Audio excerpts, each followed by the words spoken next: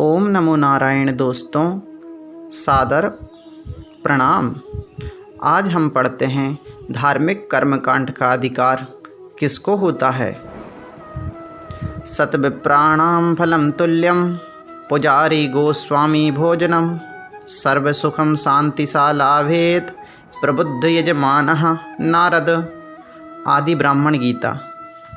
भगवान शिव के हजारों नामों में से कुछ नाम गोस्वामी से शिव के प्रगाढ़ रिश्ते को प्रमाणित करते हैं, जैसे गिरीश, गिरिनाथ, गिरिक, गोशाव अर्थात गोस्वामी, जगतगुरु, तीर्थ, गुरुद, गौमान, ऋषि ब्राह्मण, गिरिरथ, अंगिरा गुरु, मुंड, मुड़े सिर वाले सन्यासी, गुरुदत्त, पशुपति अर्थात गोस्वामी।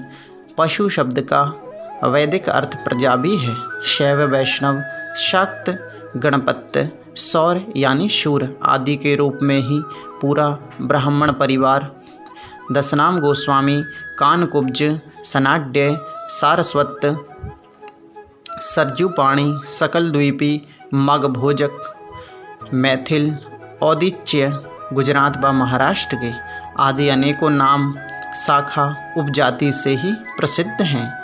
इनमें भी शैव और वैष्णव ही प्रमुख है। इनमें वैष्णव ब्राह्मण विष्णु की, सौर ब्राह्मण सूर्य की, शाक्त ब्राह्मण शक्ति यानी देवी की, गणपत्य ब्राह्मण गणपति की पूजा करता है। किंतु आदि ब्राह्मण के रूप में प्रसिद्ध शैव ब्राह्मण अर्थात आदि गृहस्थ दशनाम गोस्वामी अपने इष्ट देव सिर्फ शिव जी की ही पूजा उपासना आदि करने के एवं कराने के साथ साथ अन्य चारों देवी देवताओं की भी पूजा करा सकता है। यही शिवोपासक दशनाम गोस्वामी ब्राह्मण सभी प्रकार के जप, यज्ञ, कर्मकांड, पाठ, प्रवचन, धर्माधिकार, गुरु दीक्षा आदि कराने के ही अधिकारी हैं। अभी तक भी कुछ दशनाम गोस्वामी ब्राह्मण ही कोणार्क एवं मणिचक्र, मशोड़ी, पटना के सूर्य मंदिर, पटना के पटन देवी मंदिर में, गणेश मंदिर, अमरावती महाराष्ट्र में हनुमान मंदिर, सेठी तथा बनखंडी हनुमान मंदिर, वासद गुजरात आदि अनेकों स्थानों के पुजारी। इसके साथ साथ ब्रह्मा के मंदिर अजमेर में भी यह महंत पुजारी रहते हैं। भिक्षोपनिषद प्रजापति अपवर्ग पेज 952 में उद्धृत राजतरंगिणी 3.12 में भी कहा गया है कि मेघवाहन की रानी द्वारा निर्मित मठ के एक भाग में विरक्त सन्यासी के नियम अनुसार चलने वाले सन्यासी भिक्षुक रहते थे और उसी के दूसरे भाग में वैश्य यानी वेशभूषा व अन्य प्रतीक आदि ही अनियमित गृहस्थ सन्यासी ब्राह्मण रहते थे, जिनके पास उनकी स्त्रियां, धन संपत्ति एवं पशु, गाय आदि भी रहते थे। अर्थात मठ के दूसरे भाग में आदि गृहस्थ सन्यासी यानी दशनाम गोस्वामी ब्राह्मण ही रहते थे। गुप्त काल के ग्रंथ वैखानस गृह्य सूत्र में ऋषि ब्राह्मण, मुनि ब्राह्मण, ऋषि, कल्प ब्राह्मण आदि नामों से आदि गृहस्थ सन्यासी के रूप में दशनाम गोस्वामी ब्राह्मणों का ही उल्लेख मिलता है। राजधानी राजपूत महादेव को एक लिंगी भगवान के नाम से भी पुकारते हैं। उदयपुर से लगभग 10 किलोमीटर की दूरी पर स्थित उत्तर की दिशा में एक पहाड़ी मार्ग के बीच में भगवान एक लिंगी का प्रसिद्ध मंदिर है। वहाँ के पुजारियों को भी दशनाम गोस्वामी कहा जाता है। यह अविवाहित होते हैं। यह अपने शरीर में भस्म लगाकर गेरुआ वस्त्र पहनते हैं। मरने पर इन्हें भूसमाधि दी जाती है।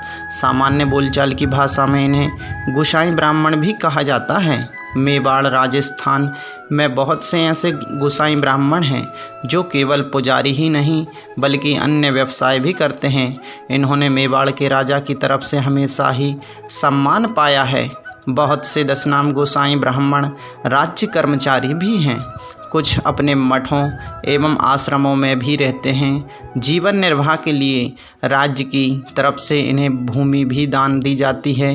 कुछ लोग भिक्षा भी मांगते हैं। इसके आगे का विवरण अप्राप्त है।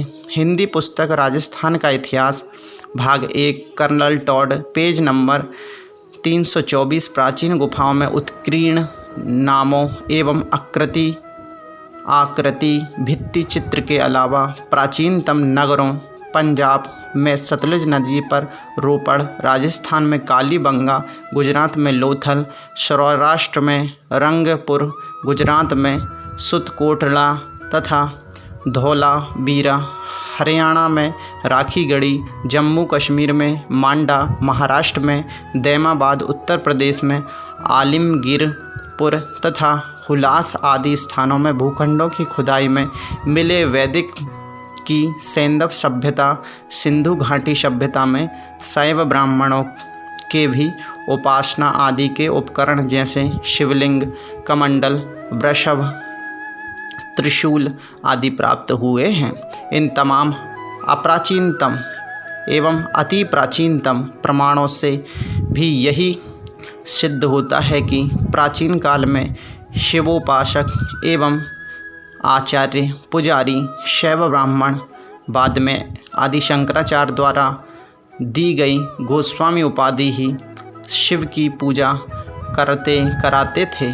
और इस प्रकार देखा जाए तो दशनाम गोस्वामी ब्राह्मण ही आदि शैव ब्राह्मण के ही मूल अधिकारी हैं। ओम नमो नारायण। जय दशनाम गोस्वामी ब्राह्मण समाज। वीडियो अच्छा लगा हो तो लाइक एवं शेयर एवं चैनल को सब्सक्राइब कीजिएगा।